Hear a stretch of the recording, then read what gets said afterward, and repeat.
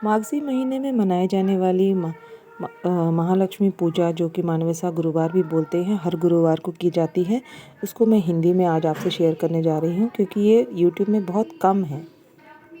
तो बुधवार के दिन ही शाम को मैंने फल फूल, कमल का फूल माँ को बहुत प्रिय है, दूध दही दुब्बा और पान का पत्ता, आम का पत्ता सब लाके, आम का पत्ता मुझे नहीं मिल पाया, बाकी सब लाके मैंने धो के, पीतल के बर्तन धो के, अपने मंदिर की जो है सारे कपड़े बदल के और तैयार कर लिए। रात को मैंने खाना वाना ख़त्म करने के बाद, बर्तन धोने के बाद, पोछा लगा के, कपड़े चेंज करके, अल्पना झोंटी इस तरह से डाल दिया था।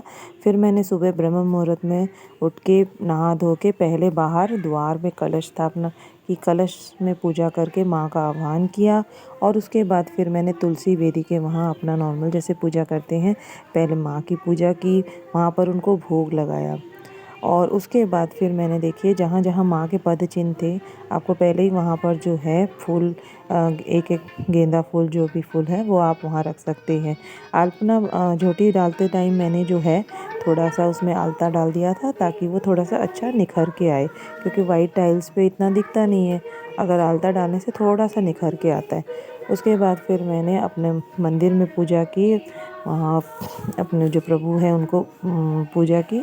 और फिर जाके मैंने पहले कलश की स्थापना की, जहाँ गणेश जी के कलश होता है, और फिर माँ के लिए माण बिठा के, और फिर वहाँ विधि के साथ मैंने पूजा की।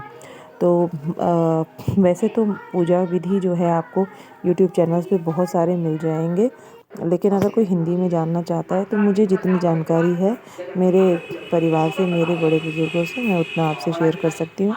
प्लीज़ मुझे बताइएगा कमेंट करके।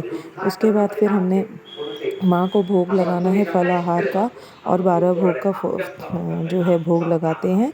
और माँ को पूजा करने के बाद आप लक्ष्मी पुराण जो है, महालक्ष्मी पुराण अभी भी पढ़ सकते हैं, बाद में भी पढ़ सकते हैं। मुझे उड़िया पढ़ना नहीं आता, और ये सिर्फ उड़िया में अवेलेबल है, सो मैं टीवी पर लगा देती हूँ और मैं माँ का ध्यान करती हूँ, पूरा सुनती हूँ। और उसके बाद फिर मंडा पीठा जो है उनको बहुत पसंद है, तो आप सुबह उनको मंडा पीठा का भोग लगा सकते हैं माँ को।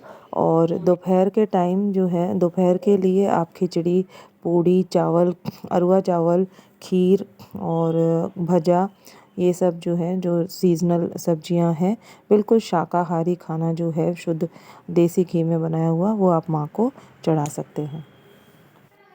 माण की स्थापना जो की जाती है, जिसमें कि धान, पूरा नया धान भर के जो है वो बिठाया जाता है चौकी पे, वो अपने अपने परिवार के हिसाब से, अपने अपने जो भी आपकी फैमिली में जो भी रिवाज चल रहे हैं उसके हिसाब से होता है। कोई पीतल का लेता है, कोई बेंत का लेता है, मेरा पीतल का है। और साथ में महालक्ष्मी जी की मूर्ति भी है, जिन्हें मैं हर रोज़ पूजा करती हूँ, तो उनको भी मैंने बिठाया है।